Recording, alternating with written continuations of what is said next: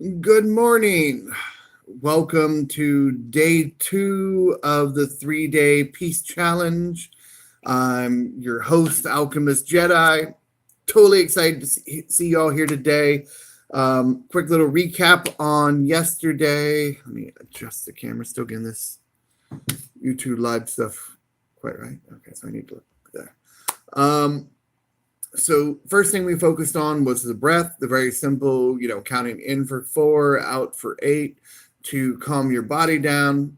And then we started how to frame your morning and your night with the brain dumps and things to get everything out of your head so you can be more clear and start feeling better and more peaceful. And if you just understood day 1 and you start applying it every day for the rest of your life, you will see marvelous changes beyond description. Like you'll start seeing miracles in your life. You'll find people get nicer to you, all kinds of fun things. But, as we're just getting started out, it's still pretty easy to get knocked off of that calm, still center. So today we're going to break into reframing your brain. So I know I'm up here in the Cleveland, Ohio area, and the drivers are atrocious, just absolutely atrocious. So what I wanted to do first is start you out with the scenario. You're driving to work and you hit rush hour traffic. You can feel yourself, your aggravation and everything starts building up. You're like, why can't these people move faster? You get a break in traffic. It starts to go forward. You're in the right lane, because you're only another couple exits up till you get to your spot for work. And someone comes up behind you on the left side and just veers right in front of you, causing you to slam on your brakes. And they just fly by you in the right lane. And you're like, this mother, blah, blah, blah, blah, blah, blah, blah. Or whatever the thoughts you're thinking, you might flip them off, any number of those things. And while it's, you're built with the rainbow of emotions for a reason, being angry for a couple of minutes cuts your IQ in half and your immune system in half for the next 6 to 8 hours. Unless you do other things to counteract it and bring the mind back. So it's really detrimental. Like, you ever see people at work, they get there, something happened to them on their way to work, and they're just frazzled till at least lunchtime before they start to get their day in bearings. So I don't want that to happen to you. So we're going to give you the base processes on how to reframe that in your mind so you can go from the angry, the depressed, the sad, whatever it is, back to the attitude of gratitude and being present to the moment where you can just go back to your peaceful, loving, joyful, true self. And as we get through it, you're going to find it fun and you wonder why they didn't teach this stuff to you in school. Okay, so again, with that car example, the person cuts you off and they're flying by. Well, let's say you were speeding a little bit. You first want to pause, still hold on to the steering wheel, of course, because you're driving. Take a deep breath and then start pulling your focus back. And then we start changing the way you think about it. So you can come back into balance to keep focusing on the breath, the in 4, out 8 to calm you down. And then you start looking and asking yourself, what could I learn from this? Well, maybe I need to slow down and just chill. Or maybe, you start thinking about the possibilities. Maybe they had the wife and baby in the car. She's pregnant, about to have a baby, and he's rushing to the hospital. Instead of just taking they're a jerk, they're an asshole, or whatever the case may be, start thinking about how you can view them in the best possible light. And that will start changing it around. You can also add in things like, imagine, another mile or so up the road, there's a cop. And because they went fast and got past you, they pulled over and you're like, Thank God they saved me from getting a ticket. So now you've actually authentically got to a point of gratitude, or, them cutting you off got you to slow down. A couple miles up the road, there's a wreck.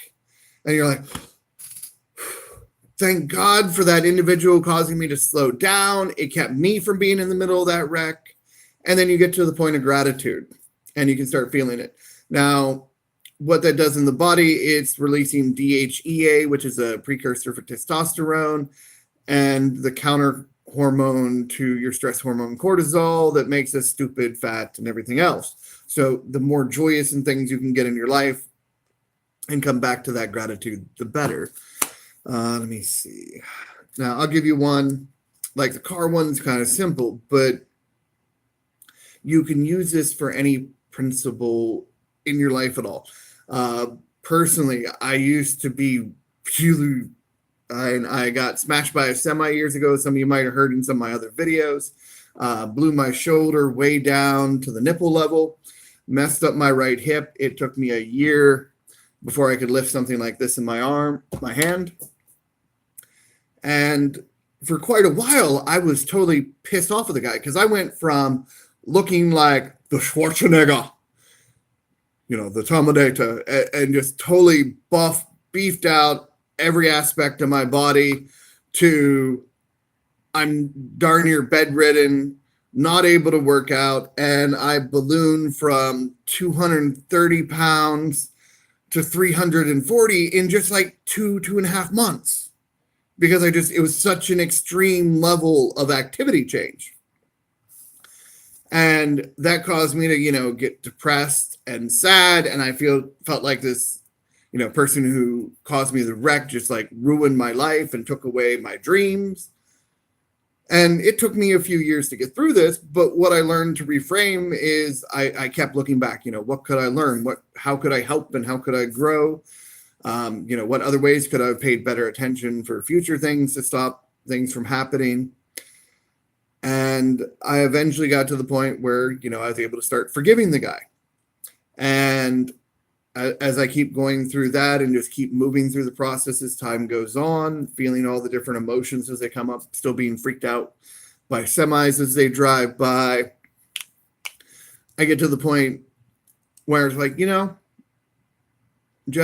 if I hadn't been in that car wreck, I wouldn't have met the people in Colorado I did that taught me these different ways to heal myself and interact with all these amazing people. It totally it was like spirit going, stop, you're going the wrong direction. Because I was going into the corporate world, and traditional medicine had actually got an offer potential where I could have, been the program director and running the Akron General Health and Wellness Center. And, this car wreck and everything totally changed that. And now because of that, I have a book, Alchemy the Master's Path, which you guys can check in the links over the side, or is it this way, depending on how you're looking on the video. And, I got to be actually grateful that the wreck happened, for all the learning experiences I had, for all the new people I met, for how it forced me to learn to discipline my mind more. So it was awesome. And also with that car wreck, the doctors got me on Percocet and Oxycontin. From there, after getting that, you look for the street drugs and versions of it after the doctors try and cut you off and you're still addicted to it. Because of that, I got into cocaine. And I got such a point that, I had even got into the crack cocaine for a little while. And I got to the point where I was like scrumming through the carpet for like little crumbs I had done. And at that point, I was just done with it. And, I decided to stop, walk away, and never look back on being it. But it gave me all those lessons. It gave me more sympathy for those who have gone through drug addictions, knowing what you have to go through, how you overcome it. And, so much I'm seeing all those, they were all symptoms of the bigger problems of not liking myself and not having people I felt that could actually understand and appreciate who I am.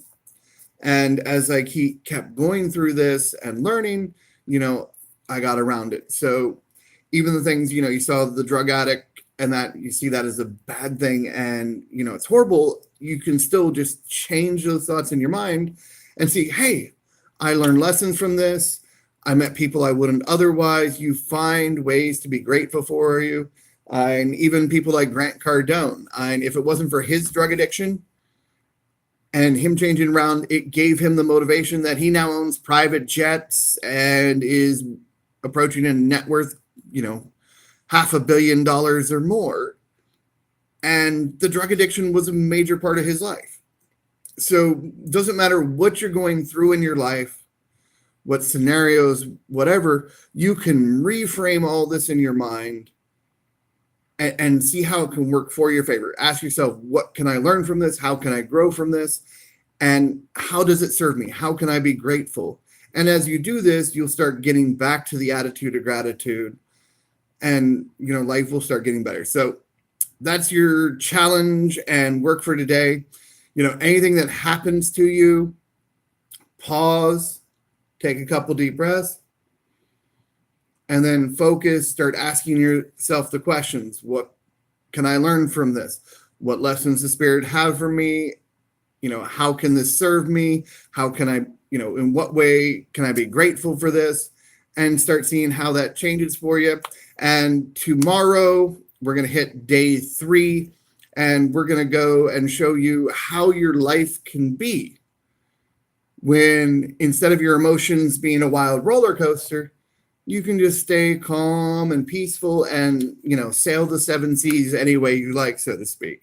So may your day be blessed. Give this challenge a try and make sure you go to the Facebook group, Alchemy the Master's Path, and comment how this challenge is affecting your life. And I will see you tomorrow.